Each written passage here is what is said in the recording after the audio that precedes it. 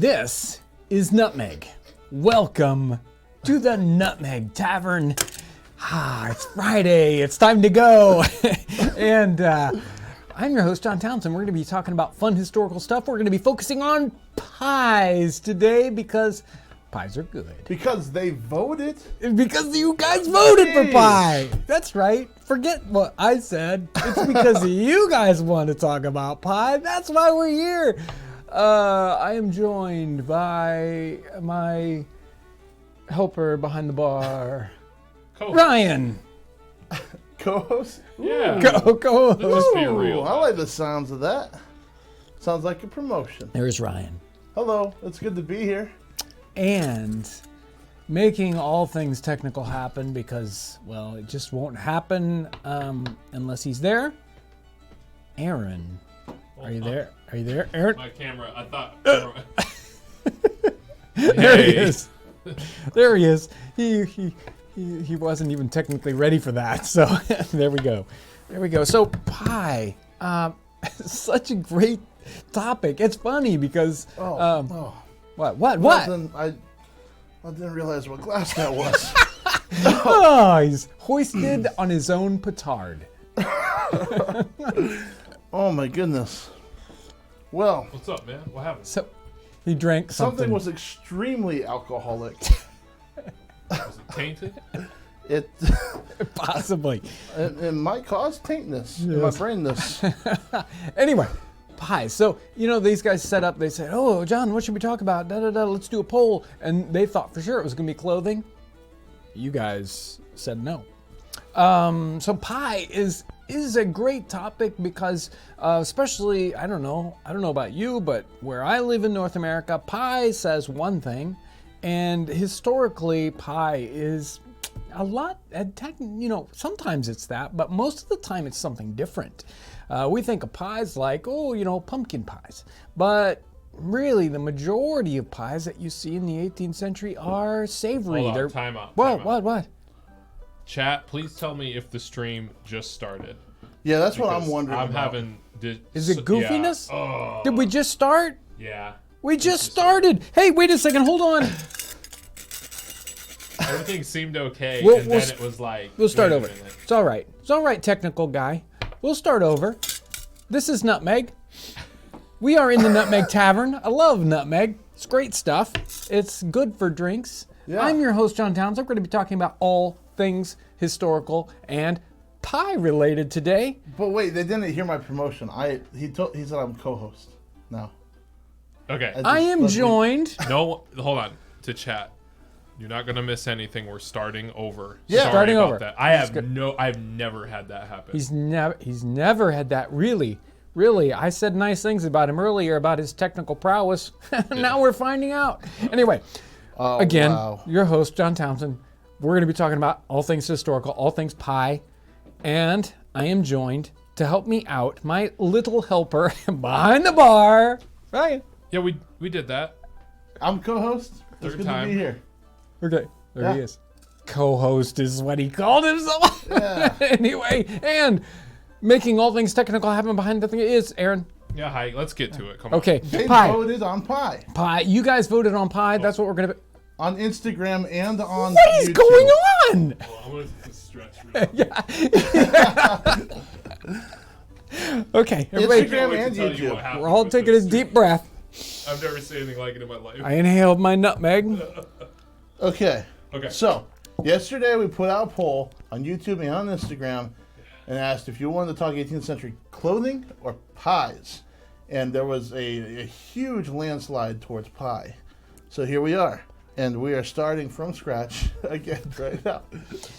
So when we think about pies today, a lot of times we're thinking about things like pumpkin pie or, I don't know, banana cream pie, something, I don't know, pies. We're thinking about sweet pies. We're thinking about open-faced pies, apple pies, right? But, when it came time for me to do an apple pie episode, I don't know when that was, a year and a half ago, it's like, these are hard to find because the majority of pies that are happening in the 18th century, not all of them, obviously, but a lot of them, I would feel like more than half, are savory pies. They're meat pies. They're not the kind of pies we think of. And pies are, well, they're related to a lot of what we would call a pie today would be classified as a pudding in the 18th century, a baked pudding. They would put crust around it, slap it in the oven, ta-da, it's a pie. Well, we'd call it a pie, they'd call it a pudding. They had pies that were made out of standing crusts. So like this pie doesn't have a pie pan, it's actually got this, what's called a coffin that it is prepared in, and you would put meats in that and off you go. You might do a sweet version of that where you would have sweetmeats in your pie, but a lot of times they're meat pies. They also had pasties. They also classified as pies, where they would take meat, put it inside, roll it over, and it would be like a turnover that we would say today. So I thought I would pull out some. Well, we'll talk about. Excuse me. I gotta slow down a second. We'll look at some of those pictures before we get to a few recipes where we talk about pies. Are you ready for the first one? Yeah. Thumbnail. This is the thumbnail pie. German, 16th century. You can see crazy things are going on in the background, like people dressed up, and it looks like somebody's like trying to play a gridiron as a fiddle. I don't know what is going on back there. Looks like a rowdy time. Yeah, it rowdy is souls. loud and clamorous back there. Ooh. And this guy has this crazy standing crust meat pie with a bird sticking out of it, and they did a lot of that kind of stuff, especially for super fancy cooking. They'd cook the thing in, cook the meat in there, and then they would put things on the outside to tell you what was inside. They would also do things like, hey, I'm gonna take this whole bird, I'm gonna skin it carefully, I'm gonna cook all the meat in there, and I'm gonna put the skin back on it. I don't think it would meet today's safety regulations with what they were doing. I don't think most of them died. Go ahead. And I did see the comment that said nice picture of Riot when this was on. And let me tell you, I could never grow a mustache that good, so it was not me. Okay, on to our next one. So we've talked about this picture in the past, and this is a tavern setting, 1770s-ish, might be 1760s. And look at the larder here on the back side, and there's like a little tart. That's another one of those kind of pie things that they're making in the 18th century. We don't talk about them as much today, but a tart there, and then there's a big meat pie that's getting cut in half by the picture, and there's look like a smaller pie on the upper shelf.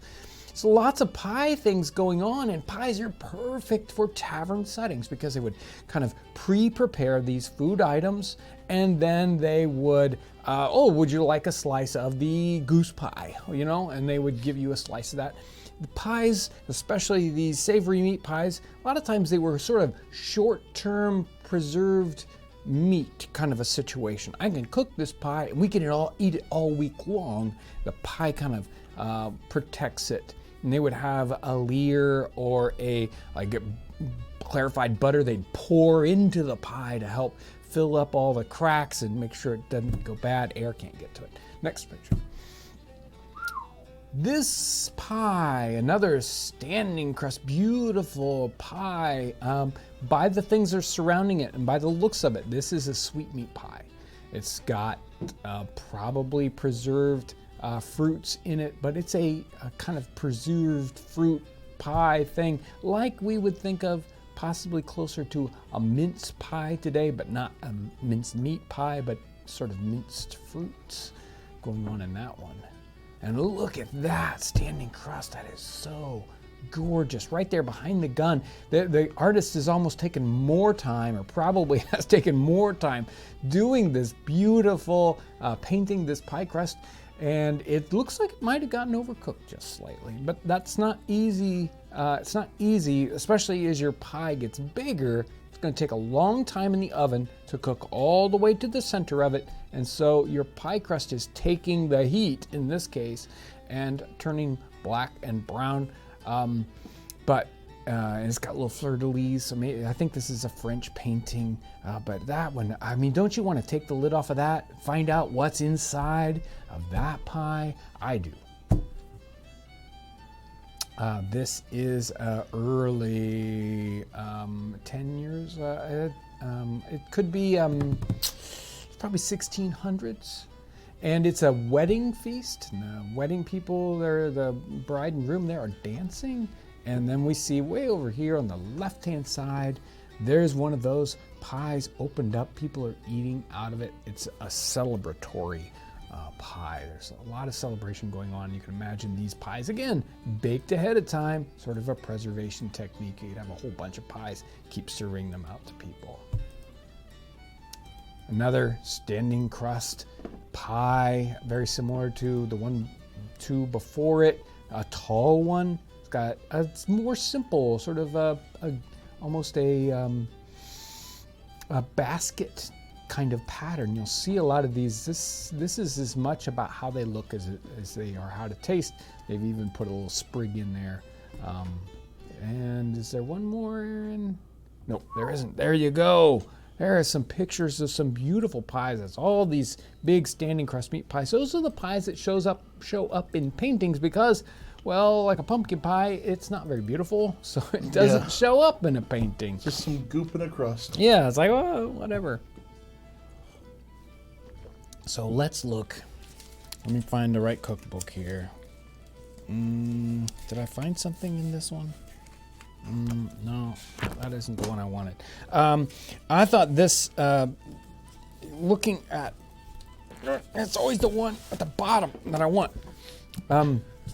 So looking through pie recipes, of course you can find any number of great pie recipes. English, 18th century, we'll talk about some of those. They tend to be very simplistic. And, well, let me just drag one out here. And we'll compare and contrast. So, a chicken pie. Scald your chickens, cut them into quarters, wash them very clean, season them with salt, pepper, cloves, and mace, related to nutmeg. Put them in your dish with forced meatballs, yolks of hard eggs, artichoke bottoms. You may make it without this if you please. Put in a little butter, a little gravy. You may put fruit in it. What? If you like it sweet. Isn't that weird? It's like I want to put apples in your, chicken pie, or I don't know what kind of fruit you're going to put in your chicken pie. Make a caudle for it as above, so another recipe. You may leave the chickens whole if you please. We've kind of done those kinds of ones too. So there's Those are always weird. Yeah, exactly. For us modernly, it's like, I'm digging bones out of my pie. Yeah, that's weird. So there you go. There's a simple pie. It's like, oh, well, you cut it up the meat and you slap it in there and off you go. But this is a recipe book from 1570, Italian. So this recipe book, instead of being short on description, spends a ton of time exactly telling you what to do. This is like the master cookbook compared to these, where it's simply, well, here's a suggestion. You can take your chicken and you kind of pre-cook it, you throw the spices in there and off you go. It doesn't tell you how long to cook, it doesn't really give you any hints. Whereas this cookbook, well, to prepare a pie of cow's udder. I'll skip that one. Calf's head, nope, we're not gonna do that one. Sweetbreads, nope. More sweetbreads. Didn't mark any pages in there, did you? Calf's pluck. That's the interior. No, we're not gonna do that one. Tripe, cow's stomach pie. This one's a short one. With tripe clean, cut it up the way it usually is. Very descriptive. Cut it well without salt and with only a piece of prosciutto that is not rancid. Don't forget. Don't throw in the rancid one. Don't use rancid prosciutto in your pie. When it's done, take it out, let it cool. Then have a pastry shell made out of fine flour and egg yolks, as in recipe 1. Put the tripe in it, along with the stuffing for yellow saveloy.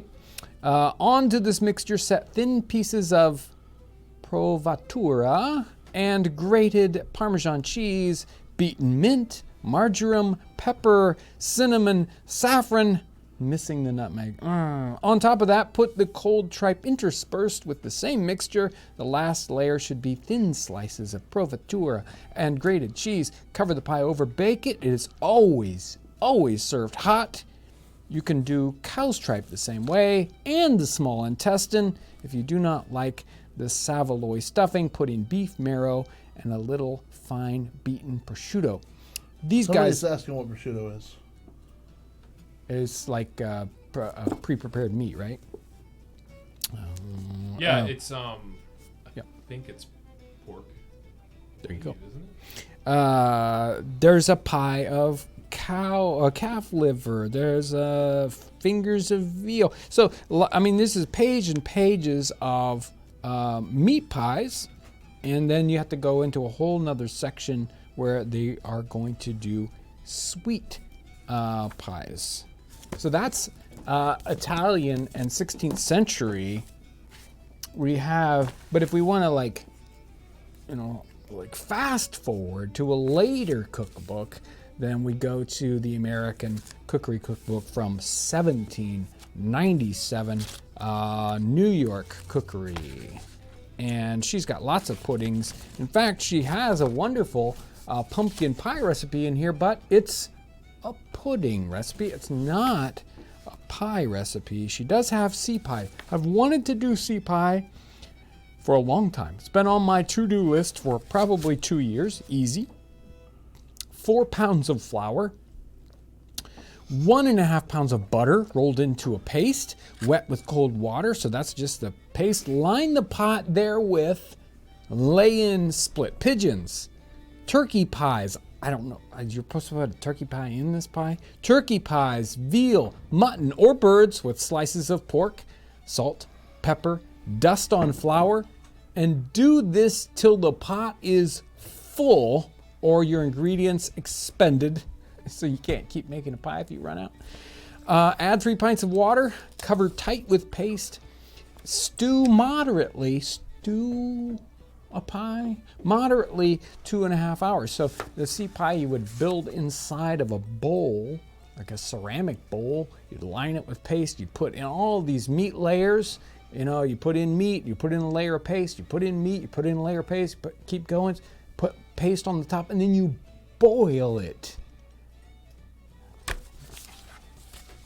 That sounds excellent. Prosciutto is made from the hind leg of a pig, and outside Italy calling it prosciutto indicates the ham has been cured. There we go. It's like a kind of ham. There we go. Cool. Oh, Natalie and Tara, what's up? Sorry to say. Well, okay. We had apple pie in there. We had lots of pies in there. Where's the one that I was looking for that's just crazy? I like this one. To make a mutton pasty as good as a venison, which automatically means not as good as venison. Where is that one? So to make an olive pie. An olive pie? Yeah. Man, I'm out. No, just way. wait. This is an olive pie, right? O-L-I-V-E. Take a fillet of veal, cut it in large, thin slices, beat it with a rolling pin. Have some force meat made with veal and suet, grated bread, grated lemon peel, some nutmeg, yolks of 2 or 3 hard eggs. Spread the force meat all over the collops, that's the sliced meat. Roll them up and place them in your pie with yolks of hard eggs, lumps of marrow, some water. Lid it, so put the lid on it. Bake it, and when it is baked, put in a caudle, so a strong gravy, white wine, and butter. So it doesn't have anything to do with olives whatsoever. So don't worry, Ryan, if you're not a olive fan. Certainly not. Where's that one? I'm still looking for the crazy pie recipe. See, all these have been meat pies so far. I don't want that one.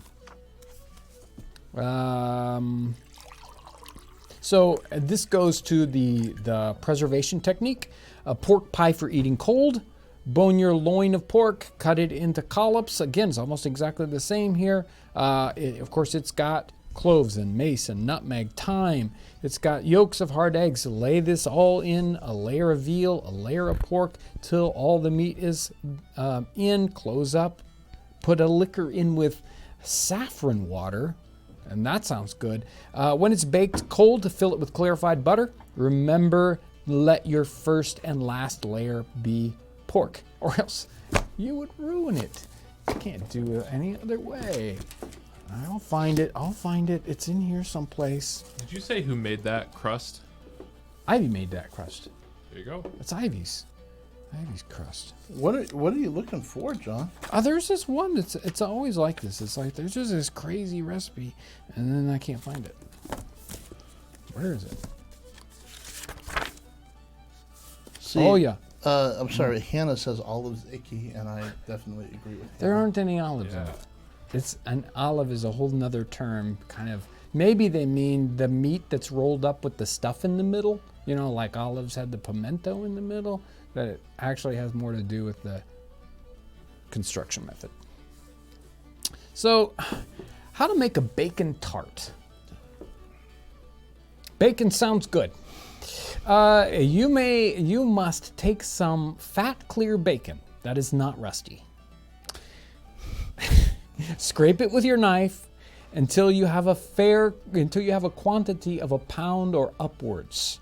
Throw it into fair water. You'll want to, you can imagine this bacon has been like in the smokehouse and it's hard and it's nothing like our bacon today. So you got to throw it in water just to make it so that you can make it like edible.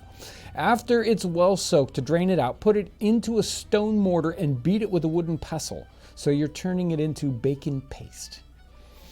Then put in some orangenado and dried citron sliced. So that's like, the candied lemon peel and the candied orange peel that we did. Right. Like that. You put that in with your bacon. And put in some rose water. 2 handfuls of grated bread, 8 eggs, casting away 4 whites, a pint and a half of cream. Season it with sugar, cinnamon, ginger, nutmeg, and a little salt. Beat it all together well. When your coffins are made and a little dried in the oven, you may put it in and bake it. Serve it up with a cut and wafers on it. As long as it doesn't have rusty bacon, what can go wrong? We gotta make bacon tarts sometime soon, don't you think? As long as we don't use rusty bacon, I'm fine with it. Well, and yeah, don't forget to scrape it with your knife. Okay. Somebody referred to mace as nutmeg's overcoat a little while ago. I really like that. Yes. All right, John, we got a lot to catch up on here. I know, I'm sorry. You've given us a lot to think There's about. a lot to talk about when you do. Super Chat's going to get out of hand if I don't catch that up, so we'll get to the questions and comments in a second. Right now, Super Chat, Sue O'Connor. Sue was the first one in today. Yay! Bird seed donation. The pigeon don't notify me on Wednesday until hours later. Poor thing must be hungry. So thank you very much. Red Runner 328. I just placed an order today for the Memento Mori ring, and I cannot wait to get it. We were just talking about that. We were. It is. John doesn't want me to print remember your death on things that we send to people, which I totally get it now that I say it out loud. Michael and Miranda sent in a donation without a comment. Denise Thank Maloney Pirate. Oh no. Do I? Oh, I'm so sorry. Ryan, you butcher my name each week. It's Pyron. Rhymes with beer in? Pirin. Not Pyron. Peering in. It's Pirin. Peering through the window. Denise Maloney Pirin. I will try my best, Miss Pirin, to say that correctly from If he now says on. it wrong one more time in the future, Right. I will punish him. You can throw your drink on me when I say it wrong. Get a little root and clan He roast in owns here. the bar. Who does? You. Well, I'm giving him. Fireman. That's true. This is my style. But I'm his only patron. I'll say. He's got to survive off of me. Wait, you're not my only patron, because guess what? Coin for the bartender from Harshman Hills. Thank you so much. Mike Howell on Super Chat. Happy Friday, Townsends. Was there anything like a modern-day chocolate cream pie in the 18th century, and did they use meringue like we have today? We've actually done a chocolate tart. I did it with Ivy. Who knows? Season 4. She was probably about this tall when we did it. Let's see. So, and yeah, you know, sometimes you see meringue type topping. They actually used a meringue type icing for cakes. You don't see it too much talked about in pies. Usually they would just cast some sugar upon it and put a wafer or an iron over the top and bake it like you would do a creme brulee. So you don't see I don't think that meringue topping to a pie is a little bit later. John O'Sullivan in Super Chat. Love the content. I've used a lot of your recipes. Thanks. Awesome. Thank you. Yes. Red Runner 328 again. Order a Memento Mori ring today. I can't wait. Okay. Thank you. Brenda Ballo, I think. You have inspired more adventurous cooking in our house. Thank you for everything that you do. Whenever I do cooking, it's an adventure, let me tell you. Pirates Port in Super Chat. Thanks for all you guys do. I recently started my channel on YouTube. Woo! And it's about the golden age of piracy. Cool. And your channel has been a big inspiration. Thank you so much. Make sure to check out Tim Schmoyer's Video Creators channel for if you're doing YouTube and you want, you know, like suggestions. Tim does a great job in giving people great advice on that. Plain Jane sends in a donation without a comment. Taco Lover is on Super Chat. Peach pie is the best. Justin Carr, I love you guys. Do you have any plans to do any more ship or sailing videos? I don't want to not do ship and sailing videos. Yeah. Yes is the answer. So anytime I can get on a big boat, I will. If you want to search for the blog British Tars, oh yeah, it's wonderful. We've talked to the owner-operator of that blog. We really want to do some videos, but this year it's just been hard for collaboration. So. Yes, it has. Sir Philip, coin for the bartender. Again. Thank you You're so gonna much. Spoil him. You're gonna spoil him. Sally Hartley, first time I've been able to actually catch the live stream. Welcome. Usually working PST and all. Figures it'd be a fun cooking chat. Love to you all. Thank you. Thank you. Sir Frederick. I don't know about all. Pie are two? Nope. Cake are squared. Pies are round. Yes. I don't know the equation that he typed out because I'm not a good with math. Cool. But thank you. Plain Jane. A poem for the Townsends crew. I'm kind of nervous about this. You've made the quarantine bearable, though none of my clothes are wearable. Because my waist has grown while I'm working from home. From eating pies that sound terrible. That's really, really good. Woo!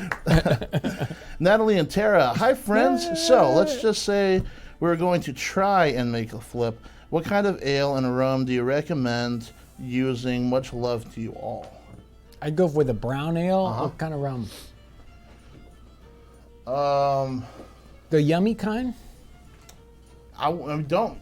You go bottom shelf. And if you really dig into researching, I've got my notes downstairs, so I don't know. You can find some rums that are said to be like what they had in the time period, but it's not good rum. So don't go buying good rum.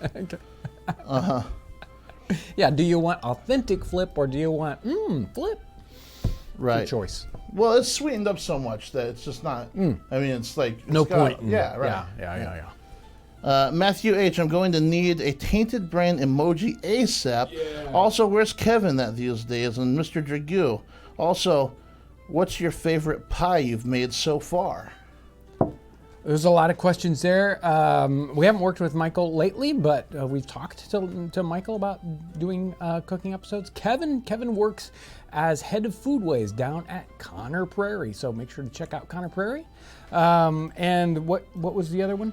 The emoji. No. What's your favorite pie so far? I like pie. Oh. Keep thinking. There's that. one right at There's the a beginning. I vermicelli got- pie. Does it have to be a pie or can it be a tart too? Well, there was that vermicelli pie, which is just really good. Hold on. The I'll tongue tell pie was really good. Yeah. It was surprisingly good.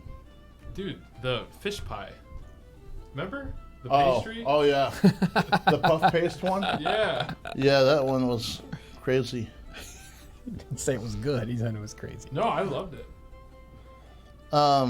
Okay, we gotta move.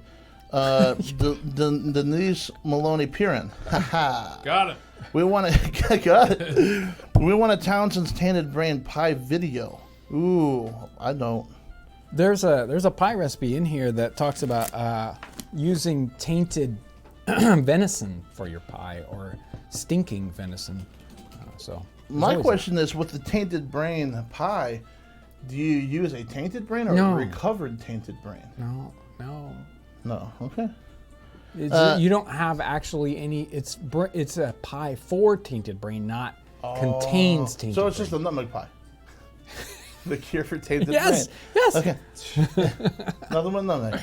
Aaron Howitt in Super Chat, why did the pie go to the dentist? Because it needed a filling. Oh, man. Speed and style, Tony, in Super Chat. If you eat rusty bacon, you get tainted brain. Of course. Of course you Now we do. know. It's a t-shirt. Man. Yeah. And Sir especially Philip. if the old baby. No, eats it. right. No rusty bacon. Somebody put in the Yeah, comments. no earlier. rusty bacon. Sir Philip again in Super Chat. I tried the candied lime peel. It turned out great. I plan on making a chicken dinner using your video on rotisseries reference. Oh, yeah. Coin for John. What? Yeah. Coin for John. Thank you. In Thank your you. own establishment. Just sitting here drinking? Yeah. Jeez.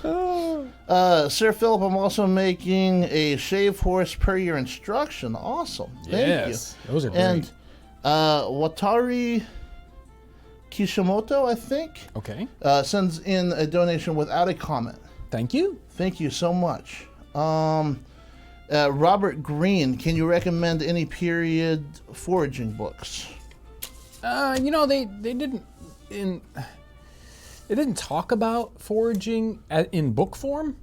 There are some, books that speak to the plants themselves and mention that they're good for this or that, but it doesn't say, oh, well, if you want to make a salad, make sure to go get this or that.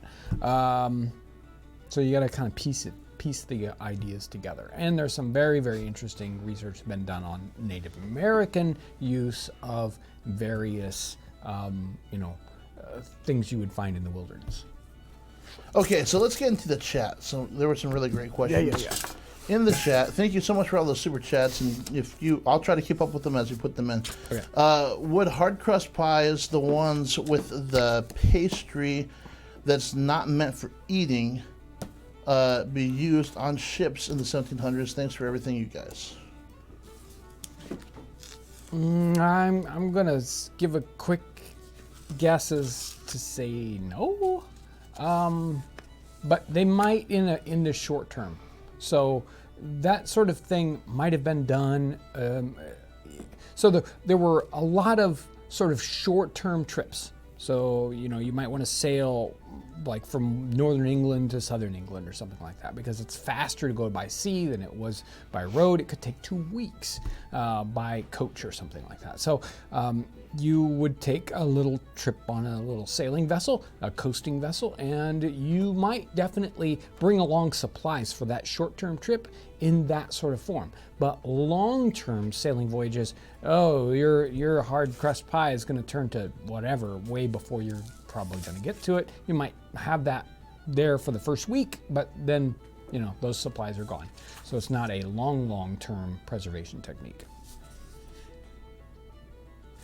This just came in. You talk about having tried recipes before filming, but I'm curious what recipe had to be practiced out the most times before shooting to get it to work out right. Well, portable soup Yeah. was one that Kevin worked on forever to make portable soup tough happen. one. He brought in several batches that just weren't. And you know what? Pemmican was another one. Yeah. Yep. That Yeah, there were test several it, test versions. It, test it, yeah. And it's weird because they're actually, they're all about technique, not about, like the components or getting the, the ratio right. It was more like, okay, how does this work? And they were complicated in their just how to. Well, yeah, and another one that might fit that, maybe not prepared as many times, but the research that went into stockfish. You were on that for a long time. Yeah, I spent like 6 months on stockfish. Yeah. That was fun. That was good stuff. So, yeah, that was a great question. What about pigeon pie? Well, we've done pigeon pie recipes where we used substitutes like Cornish game hen. We did the pigeon in a hole, which is like toad in a hole, that whole bird in a crust thing, which works out really well. That's a fun one. And then there was an early pigeon pie recipe too in season 2, maybe something like that. Hey, before you go on to any more, let me grab the Patreon people real quick this week. Every week we talk about the brand new people that help support us on Patreon. Patreon is one of those ways that people can support us just a little bit per month. So it's like $2, $5, $10, whatever. And Patreon folks, they help us out in a lot of different ways. The brand new ones this week: Trevor Slocum, Danny Armstrong, Valerie Bettig. I'm probably getting that one wrong. Let's see, that's probably Nathan Elkind. My writing. have to go back to school for this. Steve Austin, Judy Ferret, thank you, Judy, and Lori Harding are the brand new super duper Patreon people. Thanks, guys. So this just in, Matthew H. is a member. Yes, and Matthew comments, the slow-mo of the coffee eggs is how I picture Tainted Brain. Yes. More. How did they preserve pies in the 18th century in North America?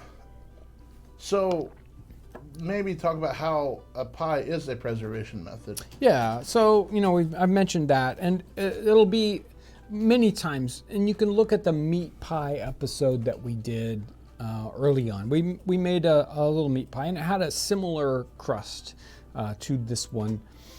This one has been pre-baked, so the lid comes off, and there's no contents in it yet. So you would have a pie like this, but you would many times cut a little hole in the top, and you would bake this pie, and then when it's done baking and you wanted to preserve this for a longer period of time, you take that little lid off, or a little cap, and then you would pour in a leer, which sometimes would be sort of gelatin-like, or, as we've talked about in a couple of these recipes, you'd pour in butter, clarified butter, and it would fill in all the gaps, because what happens is as that pie cools down, the contents kind of shrink up, especially in a meat pie, and it'll leave air pockets, and you don't want those air pockets because, well, the air is what brings in all those bad humors and causes it to turn into bad stuff. So you fill up all those cracks with your leer or your clarified butter, and the same way that you would do potted meats. So potted meats did the same thing. You cook the meats and then you would fill up all the cracks with the clarified butter. So that's what it's doing. It's protecting the contents or our cooked meats from the air, from, we would know today bacteria is being carried along with it and all that good stuff. At the same time you'd pour in all that hot clarified butter, it would, help sort of sterilize that if it was really hot. So yeah, that's what's going on. That's why they're a preservation technique. And then you set that pie aside, and until you cut into it, boy, it's going to last for quite a while. Well, a couple days. So we have a lot of comments today on how you're dressed. This morning I needed John to look like an 1810-ish gentleman, and for a picture, and so he has the chops.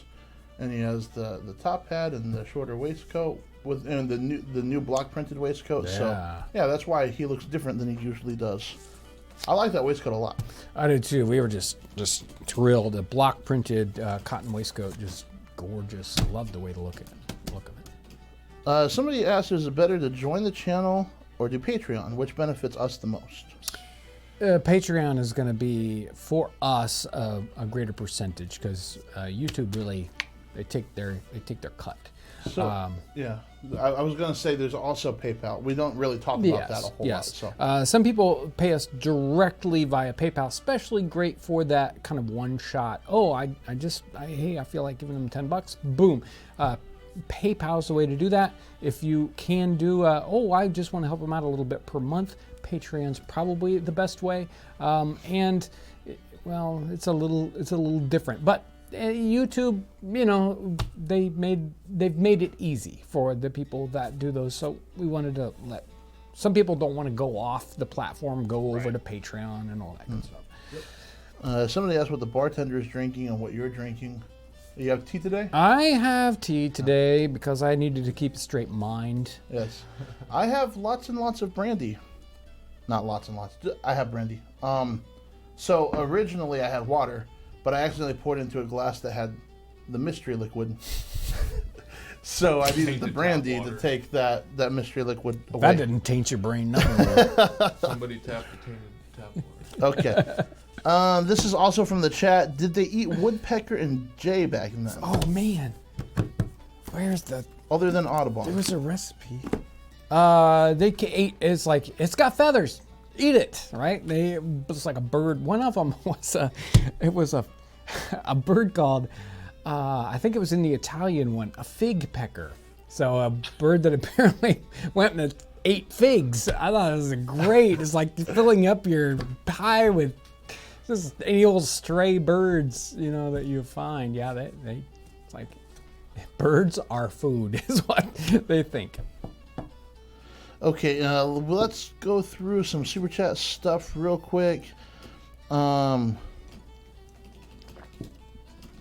need to get a quieter keyboard. When I'm in that seat, I always think about that. Okay, so Foraging Books was the last one. Midwest Minuteman. I have made the peach tart that you did a video on, and it was delicious. Keep up the great work. Thank you. Thank you so much. Dolan Duck in Super Chat. There is a town in New Mexico named Pie Town. Yeah. I didn't know that. And all the people there are happy. Denise, Oh. and this is just terrible that I did that on this comment. Denise Maloney Pirin, coined for Ryan for saying my name right. I just got tongue-tied that time. Period is the part that's important. You are so fired. I know it. I don't know. Hugo Lormat sends in a donation. Thank you so much. Sir Philip on Super Chat. Probably the most I've ever donated, but you deserve it. Thank you. Thank you. I'd like to think that very you're much. talking personally to me. Really Watery Kishimoto is sending in another donation without a comment. Thank you. Very much. Over in the chat we have, how did they check if the center was done? So I think on those big pies. Yeah, some of them are cooking like 4 hours. I have no idea. I mean, I am just sure positive that people were eating into that pie, and then the big old, that isn't done, because it can be really hard. Imagine you're cooking not in your oven at home where you can hit the 350 degree right on the button. They're shoving this pie in an oven that they boosted up to 700 or 800 degrees. Then they waited. Okay, it's at 500. It feels like it's about. Okay, put it in now, and then they close the door, and then hope it gets, baked all the way. I don't even want to know the number of times that they failed to get that right. So in Super Chat, S. Mackey says, "Pie, huzzah! More homesteading videos, huzzah!" Woo!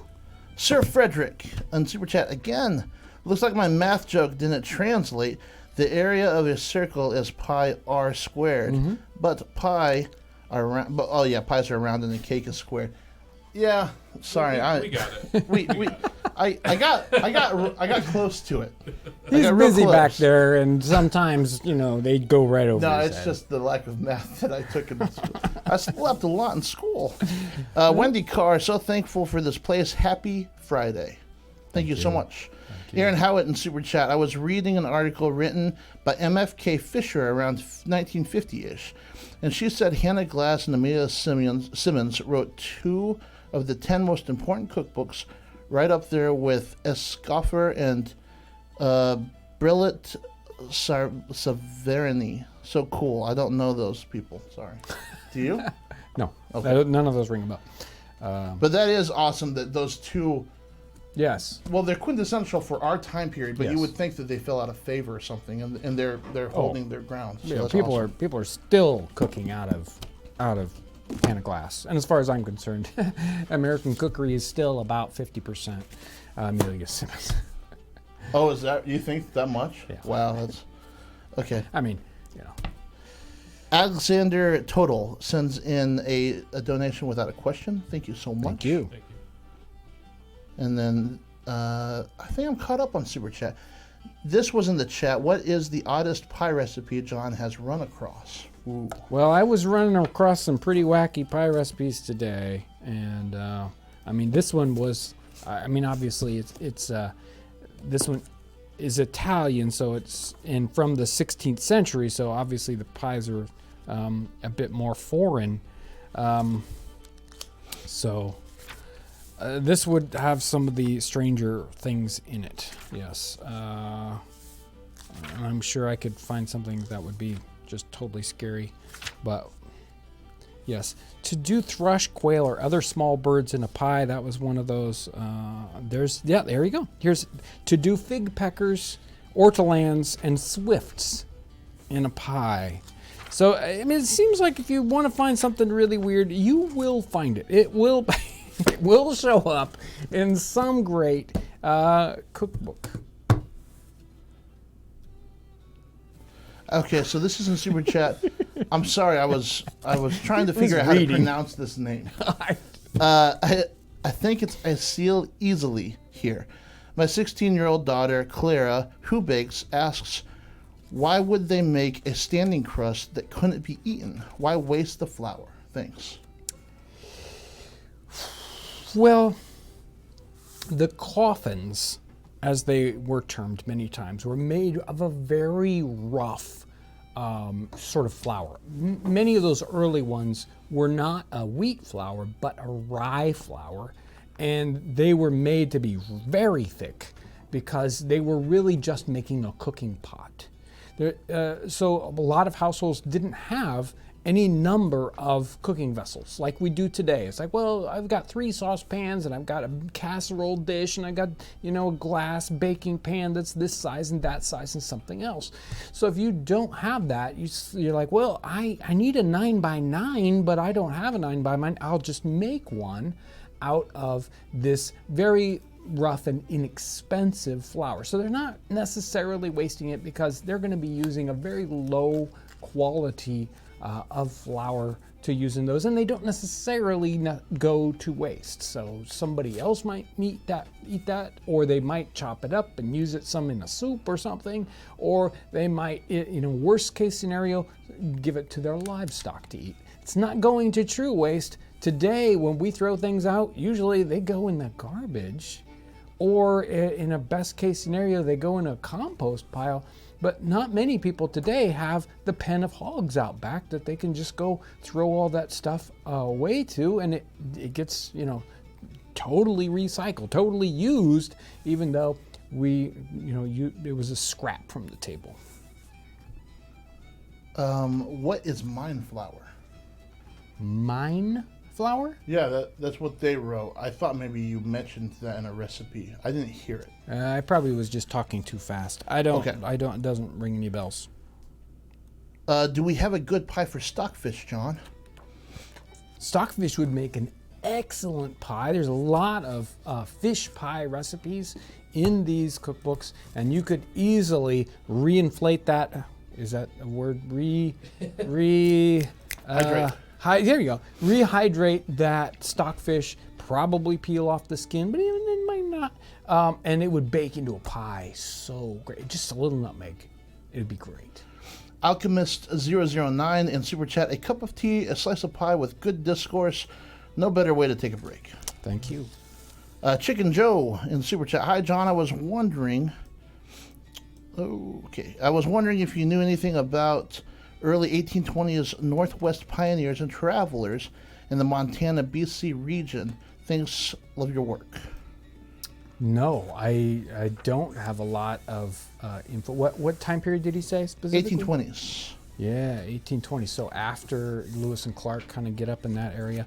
No, I sounds like a very interesting. Usually, we kind of stick, a little before that time period. There's so much that starts to happen in North America as you get, into that time period that it's very difficult to cover it all.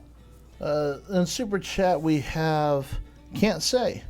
And they asked, did they make different pie dough for sweet or savory? Oh, yeah. Yeah, so they've got short crusts, which are like a tart, maybe more like what we would consider a pie crust today. They use puff pastes a lot in their pies and their pastries. If they're making something that just like a turnover, which they would classify as a pie, so they use puff paste for that. And then they'll use several different sort of values or layers of, a standing crust or ones that are similar to that. So there's a lot of variation to a savory pie crust versus a sweet pie crust. It's going to be light and flaky. Somebody in the chat's asking if there are any plans to make any more 19th century recipes. Oh, we're always going through any number of cookbooks. So, I'm really interested in a couple of these 17th century things, and it'd be great to go back and do one of these guys, especially how it relates to the English 18th century cooking. Yes. Somebody's asking if you cook for your wife and children. Yeah, this topic comes up quite often, and my wife is such a wonderful cook that I don't need to cook except for fun and for doing cooking videos. So I don't subject my family to my cooking very often. Just us. So when did they start wearing the hat that you are wearing now? This type of top hat sorts. There's a morphing of hats happening in the 1780s, 90s until you get to 1800. This hat with a little bigger brim is sort of late 1780s, 1790s. The brim kind of comes up shorter like this, but it stays like that in 1790, 1800, 1810. You get past 1812 and this starts to flatten up, and then as you go later, it even starts to get wider at the top than at the bottom. So this is real kind of 1800, 1810, maybe even 1790s. So right in there, depending on the style and exactly where you're at. Somebody commented just now, oh yes, Ivy did make the crust. Somebody else was asking about that. Ivy made this beautiful little crust. Daniel Banks is in the chat. It says the chat has been every bit as great as the actual video today. That's awesome. So glad you guys are having fun in the chat, because that's half of what this is about. That's awesome. That's all right. I think we can go out on that. It has been a crazy, wonderful day. You guys have been part of that. It is amazing to come into the Nutmeg Tavern after a hard day's work and relax and have fun and have a drink. And it's you guys out there on the channel. And guess what? You're like this specific secret hardcore group of the channel. Psst, don't tell anybody the secret, but you guys are the engine heart of what happens on the channel with the audience. You guys make it happen. Thank you so much. Thank you, Ryan. Thank you, Aaron. And thank you, everyone on Super Chat and Patreon. Have a great weekend.